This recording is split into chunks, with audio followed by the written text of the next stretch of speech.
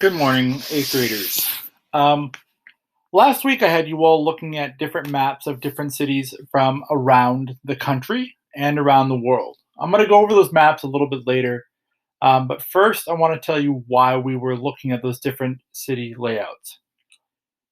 My goal for all of you is to think about how your town, either Bethel, Royalton, Rochester, Stockbridge, wherever you live, how your town is going to change over time and how you are going to be a part of that change in the future. Now, if you don't imagine your town changing very much, let me remind you that the people of your communities voted to make a major change in merging two schools to become one. And that was in just a short period of time. I am going to be having all of you finish off the year reimagining your town becoming a city of between 250,000 people to 1 million people. I know this sounds like a crazy idea, and I know that you think that this will absolutely never happen.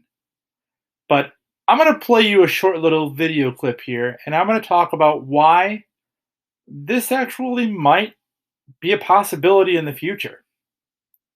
Let's take a look at this video. We interrupt this feed to bring you news about the climate. This is Josh Fox. Every New York City neighborhood you'll see in this video will be underwater if we don't stop climate change. New York City was built on the fact that we have a stable shoreline. But what happens if the oceans start rising?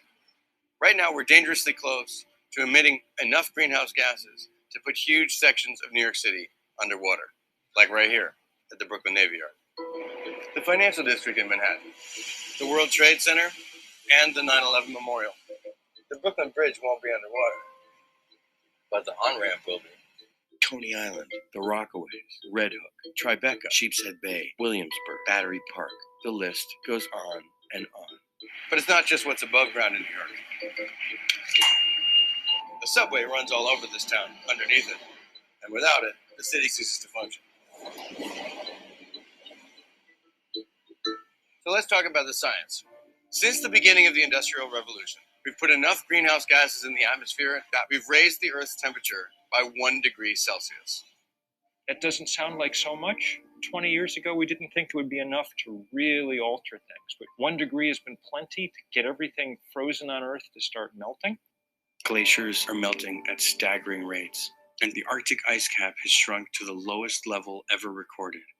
Sea level rise has been underpredicted. When you look at sea level rise, when you look at the melting of ice, when you look at many other measures of climate change, they are proceeding faster than we predicted. The science tells us that if we get to 2 degrees Celsius, we bring about an unstoppable process that raises the sea level by 5 to 9 meters. Meters, not feet. So when do we get to 2 degrees? Well, here's the kicker. We probably have another 0.5 degree Celsius in the pipeline already. We've put enough heat into the oceans, we've put enough greenhouse gases into the atmosphere that we will see additional warming no matter what we do. That's 1.5 degrees Celsius out of 2 degrees. So why don't New Yorkers know that this is happening? And if they do know that it's happening, why aren't they doing anything about it? Why aren't we parading through the streets all the time, worried about climate change? One of the interesting questions is, what will it take? Could it be a part of the West Antarctic ice sheet breaking off and suddenly we get a 2-foot rise in sea level within, a matter of years or something? That would get people's attention. Is that even possible? Well, as it turns out, this past August, we discovered that the crack in Larsen C ice shelf in Antarctica has grown so fast that a huge section, which is the size of Delaware, could break free in the next year. Currently, there is a plan to build a wall around the lower half of Manhattan. It's called the Big U. It's a berm about 10 feet high. That would protect us from storm surge similar to something like Hurricane Sandy, but just in Manhattan. But that wouldn't protect people right here in Dublin. However, if the seas just rise by 5 to 9 meters, you're going to have to put a wall around the entire city. But even if we were to do that for New York City, Could we do that for the entire East Coast? The coastal regions will basically become uninhabitable because the sea level won't simply go up in one step and then stay at a new level. It will continue, the ice sheets will continue to disintegrate over the next few centuries. So we just won't have a stable shoreline anymore. Already, places in Virginia and Florida are flooding on a regular basis. But what's really worrisome is that there are millions of toxic sites in the areas that would be flooded all up and down the East Coast. Oil refineries, chemical plants, nuclear power plants. All of that contamination would wash into the ocean if we don't move all of that stuff in time. So if we're already at 1.5 degrees, and at 2 degrees, New York City and much of the eastern seaboard goes underwater, we're pretty much out of time.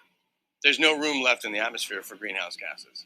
The sad thing is, we just opened 23 million new acres in the Gulf of Mexico for offshore drilling, and we have 300 new frac gas power plants being proposed in the United States alone. You can either have the 300 frac gas power plants and all the pipelines and the 2 million new fracking wells to supply it, or the eastern seaboard. Can't have both. It means a vigorous transition to renewable energy right now, getting off of fossil fuels right now. That's the only thing that we can do to save this city, and save much of the cities on the eastern seaboard. With this video talking about major cities possibly being underwater in the future, I want to talk with you about the concept of climate refugees. And your job today is actually going to be reading an article about climate refugees. And what a climate refugee is someone who is displaced, meaning having to leave their homeland, whether it be New York City or Bethel, Vermont, due to a dramatic change in the environment that no longer allows them to live there. And I know that some of you can absolutely relate to this because of the effects of Hurricane Irene, and some of you maybe even being displaced because of a natural disaster that's occurred there. Now, I want to take a closer look at some different cities around the country and how they're going to be affected by climate change. I'm going to post a link, and you'll all be able to check this out at climate.gov. There's a map here to be able to see the sea level rise, and you can adjust it for different levels around the country. So you click down here, sea level rise map viewer, get started, and here's our map. Now, this is the entirety of the United States, and we are currently at the current sea level around the country. Now let's look at some of these places up close over time. Now, here's New York City, and this is Manhattan, and this is what was being discussed in the video. Now let's look at Manhattan as sea level rises over time. With 1 foot increase, with a 2 foot rise. Notice the flooding already occurring here, meaning that anybody who lives in these areas can no longer live there. With 3 feet of sea level rise, 4 feet of sea level rise, 5, 6, 7,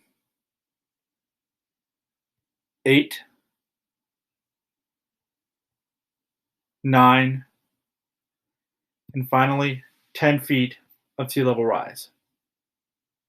Now, as you can see, major parts of the city would be pushed underwater. And to have an understanding of how many people might be displaced by this, let's take a quick look at the population of the New York City metro area.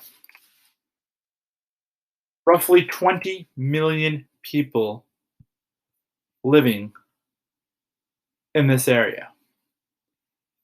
And imagine how many might be displaced who are living here in these areas now underwater. And it's not just New York being hit. Let's take a look at another city even closer to us, Boston.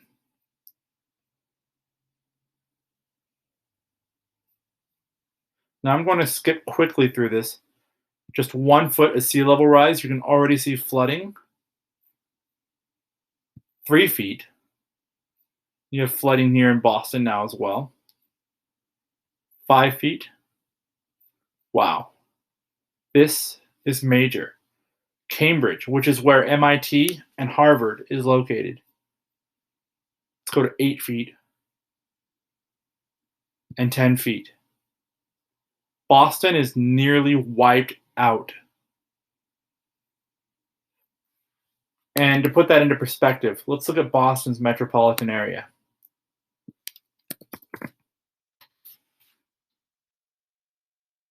Four and a half million people possibly being displaced. Now I want to show you one more spot, and that is down here near Louisiana, where New Orleans is.